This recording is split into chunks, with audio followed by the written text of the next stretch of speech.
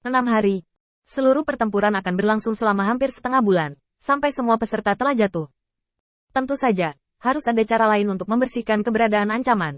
Sun Jiufeng-nya adalah salah satunya. Dia hanya berusaha melindungi dirinya sendiri, tetapi dia tidak pernah berpikir untuk mengambil inisiatif untuk menyerang, dan dia tidak pernah berharap bahwa pertikaian ini akan diselesaikan dalam waktu setengah bulan. Ini adalah salah satu dari sedikit berita yang dia simpan dari Qin Yichen. Secara umum, pertempuran berlangsung maksimal 1 bulan. Ketika tidak ada yang bisa melakukan apa-apa, kekuatan bagian bisnis tergantung pada siapa yang dapat memenangkan identitas penguasa kota terapung. Sekarang ada 4 orang yang bersedia bergabung dalam pertempuran. Masing-masing dari mereka telah memberikan semua sumber daya di tangan mereka sebagai imbalan atas dukungan yang cukup kuat. Masing-masing orang yang diundang ini adalah orang terkenal. Qin Yichen agak terlalu arogan untuk benar-benar mengatakan bahwa dia akan mengakhiri pertarungan dalam waktu 6 hari. Bahkan Sun Jiufeng, yang mengundang Qin Yichen untuk datang, merasakan detak genderang di hatinya. Dia benar-benar tidak ingin Qin Yichen berbicara besar saat ini, lebih baik aman. Kamu tidak perlu khawatir, mari kita tunggu mereka saling berhadapan dulu. Kamu bisa melihat seberapa kuat mereka ketika saatnya tiba, dan kemudian membuat keputusan malam ini atau besok. Sun Jiufeng benar-benar tidak ada hubungannya dengan Qin Yichen, lagi pula, dia tidak bisa diandalkan lagi. Hanya Qin Yichen yang bisa melindungi hidupnya. Qin Yichen tiba-tiba tersenyum dan melemparkan liontin batu giok padanya. Ambillah, ini adalah kartu identitas yang dikeluarkan oleh kuil penguasa cahaya.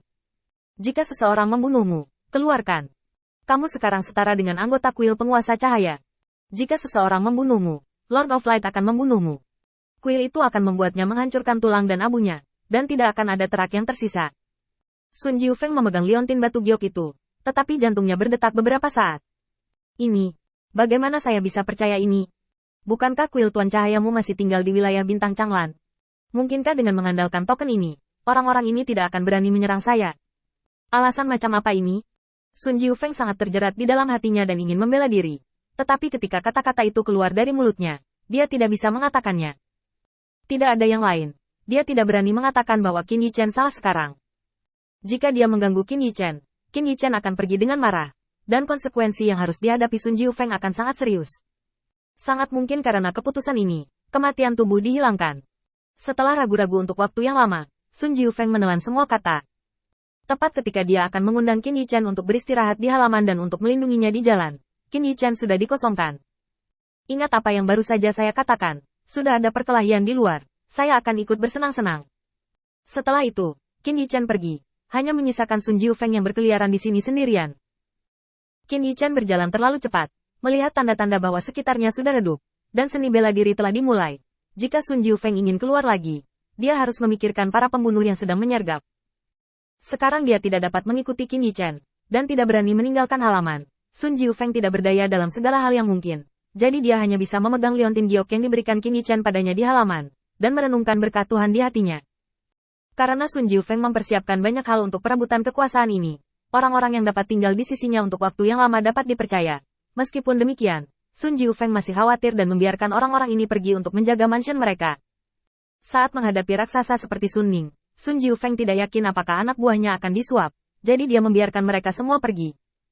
Sekarang halaman kosong, Sun Jiufeng tidak memiliki siapapun untuk diajak bicara, jadi dia hanya duduk di halaman, berniat keluar dari kota kosong untuk mengejutkan lawannya. Dia mengeluarkan sebuah buku dan melihatnya perlahan, tetapi tubuhnya yang gemetar dan batuk ringan sesekali mengungkapkan pikirannya yang sebenarnya saat ini. Dia panik. Setelah kakak tertua mengirim ultimatum untuk menyatakan hidup dan matinya, satu-satunya kemungkinan bagi Sun Jiufeng untuk selamat dari pertarungan ini adalah dengan membunuh kakak tertua Sun Ning.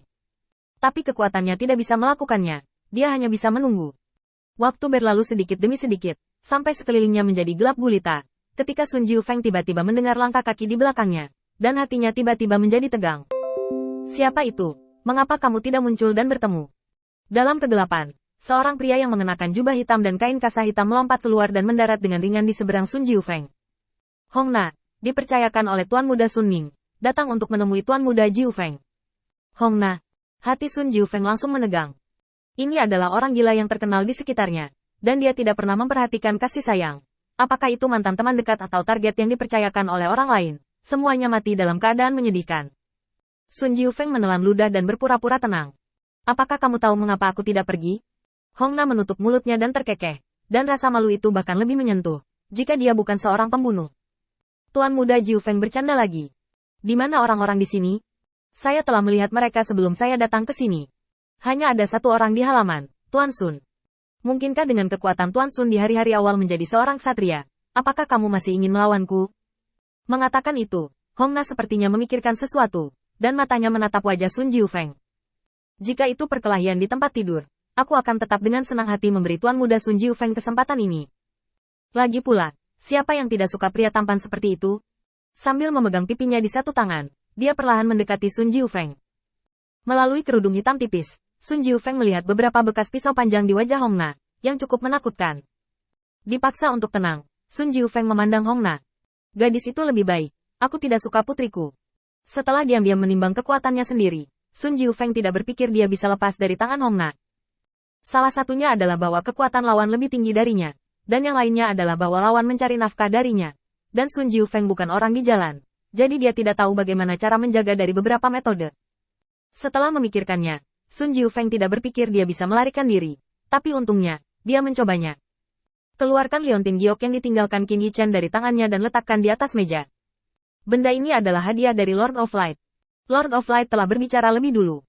Jika ada yang membunuhku, siapapun yang membunuhku akan menjadi musuh bebuyutan kuil Lord of Light, dan tidak akan pernah mati. Hong Na tertawa terbahak-bahak dan mengulurkan tangan untuk mengambil liontin batu giok. Ada banyak master cahaya di dunia ini. Aku tidak tahu yang mana yang kamu bicarakan.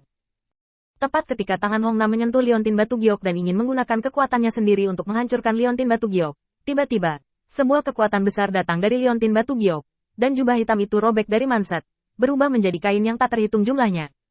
Potongan itu terbang tinggi ke langit, diam-diam menyatu dengan kecemerlangan konfigurasi. Sebuah hantu muncul di depan Sun Jiufeng, memegang kipas bulu dan tersenyum. Tubuh antara ilusi dan nyata tampaknya membawa semacam jalan yang tidak dapat dijelaskan. Sun Jiufeng meliriknya, merasakan kepalanya pusing, dan dengan cepat mengalihkan pandangannya. Dan Hong Na menghadap Dewa Cahaya, melihat ke bawah ke tangannya, yang sudah transparan, dalam keadaan halus antara virtual dan nyata.